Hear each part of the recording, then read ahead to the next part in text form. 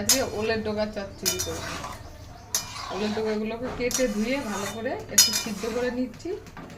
আজকে আমাদের নিরামিষই করবো, আজ সব কিছুই নিরামিষ। সিদ্ধ হয়ে গেছে ওলের ডগাটা। শুকনো লঙ্কা দিয়ে ফোড়ন দিলাম, গরম হয়ে গেছে, দিয়ে দিলাম একটু চিনি দিলাম, বাটাটা দিয়ে দিলাম, রেখেছি নাড়ুটা দিয়ে দেবো। এটা ভাজা বাদাম ছিল, একটু ভেজে নিতে হবে। আর চিনে বাদাম আছে, কাজু বাদাম না, এটা চিনে বাদাম।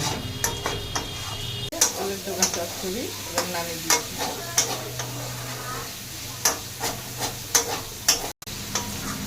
লঙ্কা দিইনি, পাকা লঙ্কা দিয়েছি, তাই কালারটা এরকম আছে।